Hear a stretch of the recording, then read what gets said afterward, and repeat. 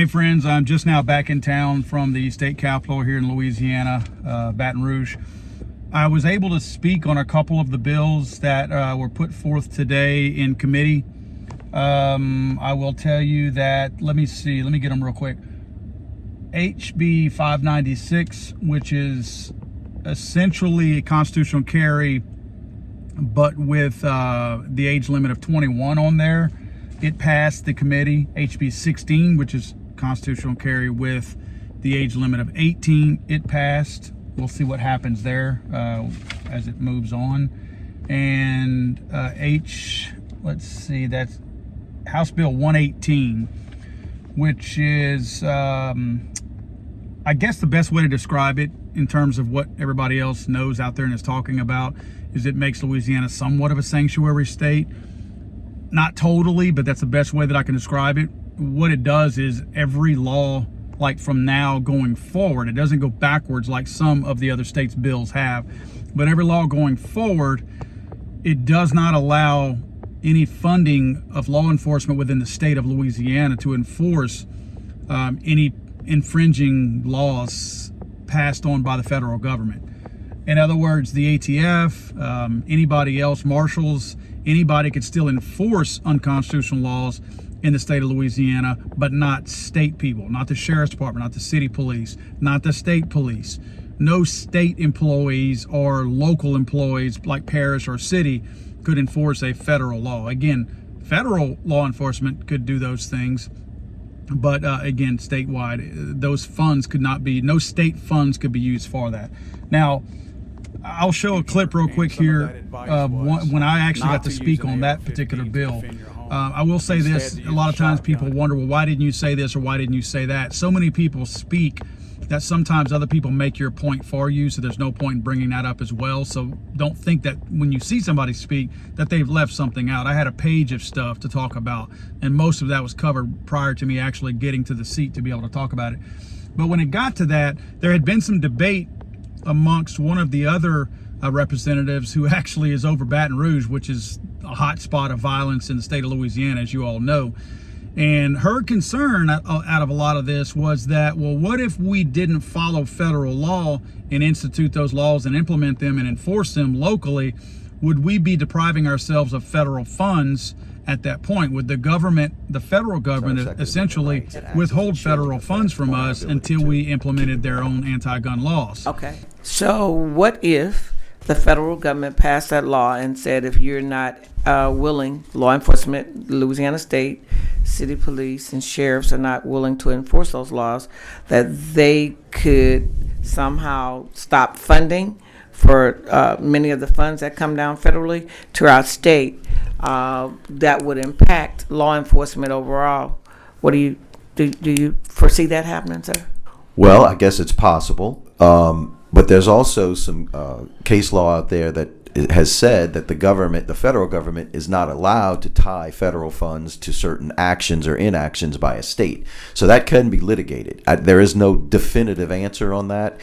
But at some point, Representative Marcel, I think a state has to decide, are we going to just accept money and do whatever we're told to do? Or is there a right or a wrong response? And I think at some point we have to stand up for our constitutional rights.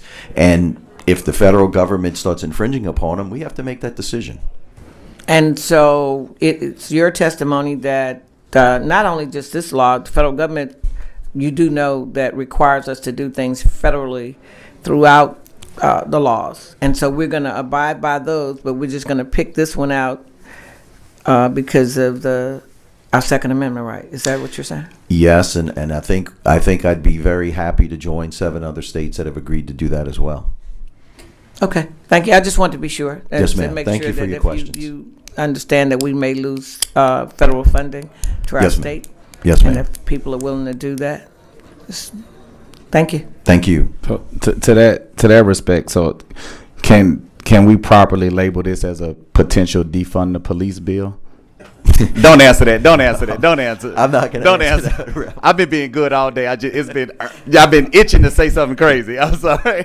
Don't answer that. I took a chance to kind of talk about that when I got up there. You'll notice, and I actually misspeak whenever I talk about Joe Biden. I said that in the not so distant future. I meant in the not so distant past.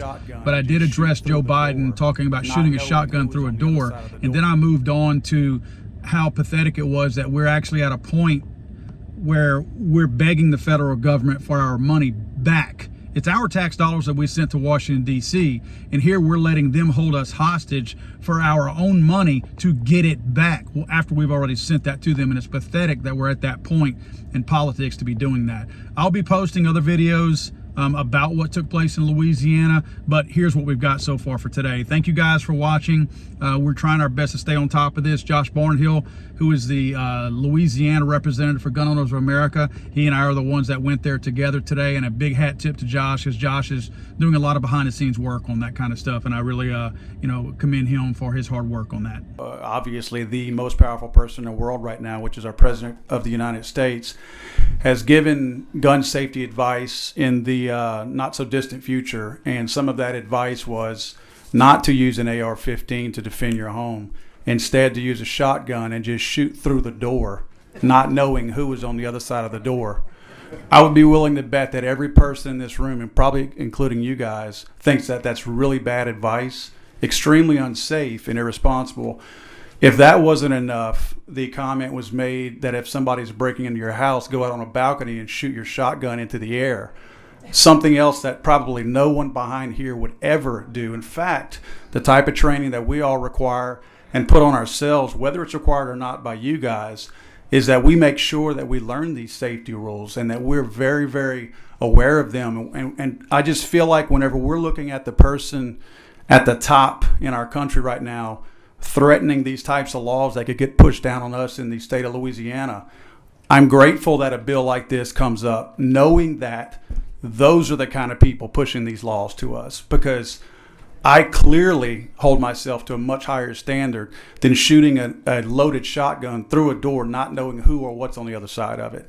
And it's very important that I think that we address that, and we have the ability to manage ourselves at a state level and not take those types of directives from the top. I would also like to point out that I think that it's kind of sad that we're at a point where we're worried about passing a law because we're concerned that the tax dollars that we sent from the state of Louisiana go to Washington, D.C., and we're worried about the extortion and the blackmail of the federal government withholding those dollars that are our dollars. The federal government doesn't make anything. They don't sell anything. They take our tax dollars and then give them back to us. And for them to threaten to not give us those tax dollars because we're exercising our 10th Amendment right, to me, is pathetic that we're at that point, that we think that now, that we think that that's acceptable. And that's all I have to say. Thank you, sir. Appreciate it.